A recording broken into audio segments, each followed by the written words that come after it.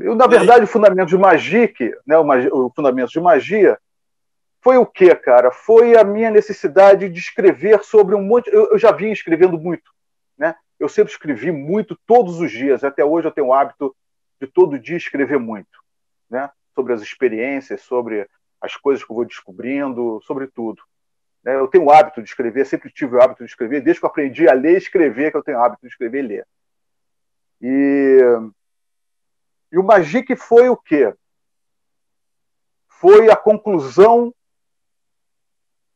de uma etapa da minha vida, né? Eu me lembro que o Magic ele começou a ser escrito em 98, no ano que minha mãe ficou doente. Eu me lembro disso, né?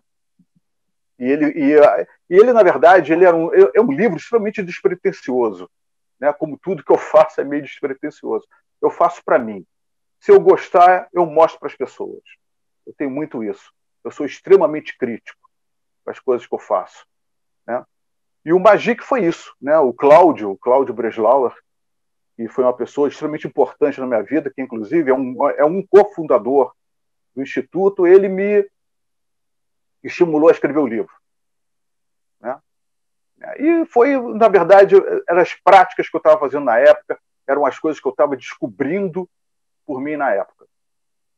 É esse a raiz do fundamento de magia.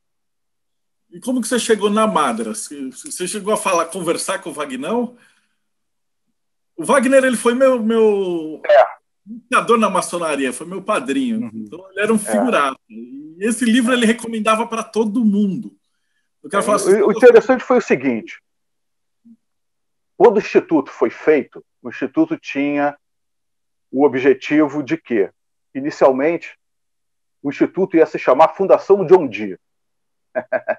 Mas aí, enfim, não tem nada a ver com o que a gente fazia e a gente resolveu fazer, então, o Instituto.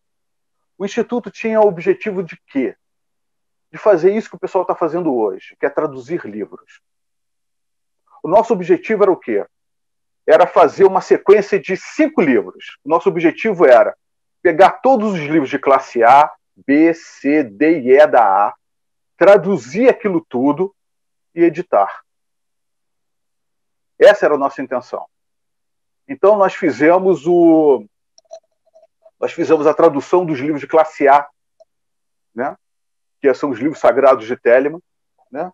Deixa eu ver se eu tenho ele aqui, cara, para poder mostrar. Aqui, ó. Esse aqui foi o primeiro livro que o Instituto fez, né? Que é a tradução nossa, né, dos livros de classe A. O objetivo, então, era o quê? Editar esses livros, né? Então, em cada equinócio, né, a gente ia editar um livro de classe A, um livro de classe B, C, D e E. Só que acabou não saindo isso direito, porque, né, tivemos problemas na época, e quem se propôs a editar esse livro foi a Madras. Né? Foi a Madras, porque a Madras, eu acho que na época ela estava começando, uma coisa assim, então eles estavam abrindo as portas para nós. Né? Então, esse foi o nosso primeiro livro. E depois nós editamos outros livros, né? Um livro de alquimia do David K. Rubin, editamos o livro da Sora Ornema, editamos o livro do Kenneth Grant, foi quando nós entramos em contato com o Kenneth Grant, né? Nós temos a primeira tradução do Kenneth Grant com os originais dele, que ele mandou para nós, né? E foi muito interessante, foi uma época muito interessante, porque esse contato com o Grant foi muito boa, cara. Foi muito boa. Foi muito boa. Como que ele era? Porque já na época... Oi? Como que ele era? Um cara extremamente simples. Extremamente simples. Um cara extremamente educado, simples, e um cara que não escondia absolutamente nada de você. O que você perguntasse para ele, ele te responderia numa boa. E ele, como todo bom britânico, era um grande gozador. Era um grande gozador. Bem, mas isso é a nossa opinião, né? Nós nos correspondemos com ele durante muito tempo, né? Até mesmo um pouco antes da morte dele, né? Houve esse tipo de contato, mas depois a gente foi se afastando e isso foi natural, o próprio afastamento. E então a gente já tinha essas portas abertas, né, com a Madras, por causa desses livros todos que a gente estava fazendo. O livro do Grant realmente deu um grande trabalho para poder traduzir, para poder trazer os originais para a edição aqui, enfim, e foi isso que nos aproximou da Madras, né?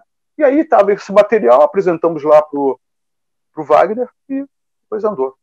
Foi fácil até, foi muito fácil até. O objetivo do Instituto inicialmente era só editar livros, né? E auxiliar na formação de grupo de estudos. Esse era o objetivo do Instituto, que agora, desde o falecimento do Cláudio, a gente retomou esse processo. Então tá, eu já volto nessa parte. Então ele começa em que ano? Chamava Instituto John Dee, ou não? Ficou como Instituto... Era a Fundação John Dee, depois ia passar para a Fundação Aleister Crowley, só que a questão de fundação era muito complicada aqui no Brasil, ideia de fundação, e aí ficamos com a ideia de Instituto Aleister Crowley. Aí foi registrado com esse nome, estamos aí. E naquela época, como é que vocês pretendiam ajudar o pessoal sem internet? Eu estou falando que o pessoal que está assistindo a gente, provavelmente muita gente tem 20 anos de idade, 25, os caras não têm ideia de como que era o mundo ocultismo sem grupos de Facebook. Então, essa que é o panorama que eu estou tentando trazer. Como é que fazia antes daquela época, tipo, sei lá, saber que magia existia e entrar num grupo e chegar até o Instituto e pegar essas informações? Era complicado, era complicado. A gente tinha uma caixa postal, de vez em quando, principalmente era de boca em boca, né? Logo assim que a gente...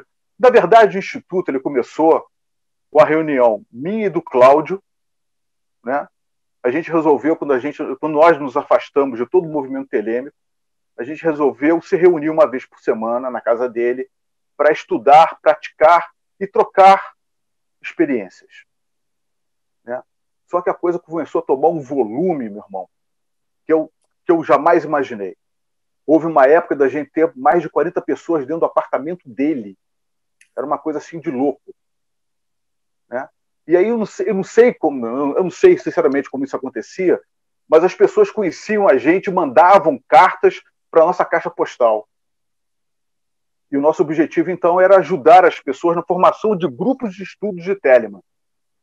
Foi aí que a gente começou a reunir um monte de material, a gente começou a comprar livro, começamos a reunir materiais mesmo, fazer traduções, aí, né?